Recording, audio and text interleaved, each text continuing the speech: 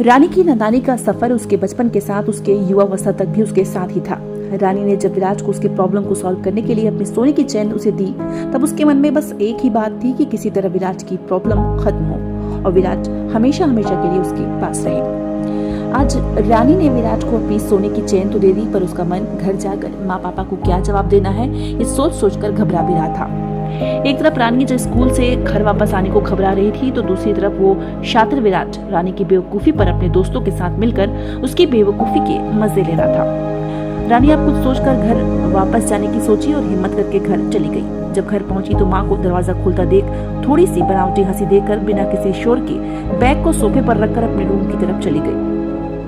उसे ऐसा हड़बड़ाता हुआ देखकर भाइयों ने कहा कि माँ, रानी को क्या हो गया है, आजकल लड़ाई भी नहीं करती। ऐसा कहते हुए दोनों भाई हंसने लगे। माँ ने रानी के पास जाकर पूछा, बेटा चल खाना खा ले, थक गई होगी। रानी अपनी माँ से खुद को छुपाते हुए कहने लगी, ठीक है माँ, तुम जाओ, मैं आती हूँ। माँ वहाँ से चली तो गई और रानी ने सोचा, अभी तो बच गई, अब खाने के टेबल पर क्या करूंगी। ऐसा सोचते हुए वो खाना खाने चली गई और टेबल पर माँ पापा भाई बैठे सभी ने खाना शुरू किया। रानी हड़बड़ी में जल्दी जल्दी खाने लगी।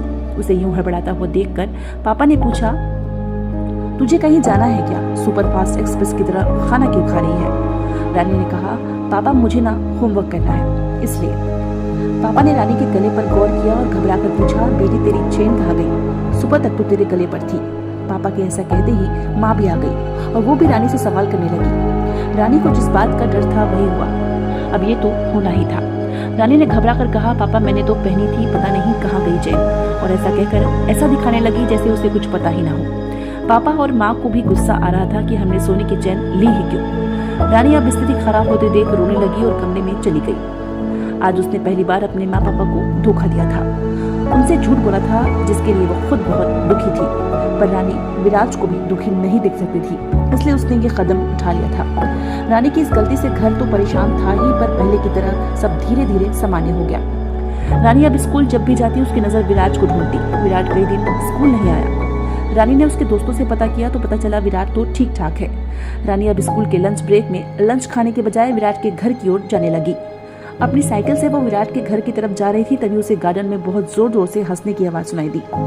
रानी ने गार्डन की तरफ देखा तो वहाँ विराट अपने कुछ दोस्तों के साथ कुछ बातें करके जोर जोर से हंस रहा था। एक बार को दूर से ही एकटक देखती रही, फिर वो और थोड़ा करीब गई तो उसने देखा कि विराट के पास बहुत सारे पैसे हैं और वो अपने दोस्तों को कुछ बताकर बहुत हंस रहा था। रानी जब विराट के पास पहुंची तो विराट उसे देखकर रुक गया और उठ खड़ा हुआ। उसने कहा, तुम यहाँ कैसे, अभी तो स्कूल का टाइम है। रानी ने जवाब दिया, यही तो मैं पूछ रही हूँ कि तुम यहाँ क्या कर रहे हो, स्कूल क्यों नहीं आए, और ये इतने सारे पैसे किसके हैं और क्या कर रहे हैं तुम इन सब के साथ। रानी के एक साथ इतने सारे सवाल पर विराट भी घबरा गया और बात को संभालते हुए उसने रानी से कहा, रानी मैंने तुमसे कहा था ना कि मेरी प्रॉब्लम के बारे में, वो तुम्हारी वजह से सॉल्व हो गई, मैं अब तुमसे दूर नहीं जाऊंगा। और जब मेरे दोस्तों को मैंने बताया कि मेरी गर्लफ्रेंड ने मेरे लिए ये सब किया तो सब ने मुझसे पार्टी के लिए जिद की और बस इसलिए मैं इनको छोटी सी पार्टी दे रहा था गार्डन में। रानी के सामने विराट ने जो जवाब दिया रानी ने मान लिया और विराट को खुश देखकर वापस चली गई। अब आगे क्या होता है इसके लिए आपको करना पड़ेगा थोड़ा सा इंतजार।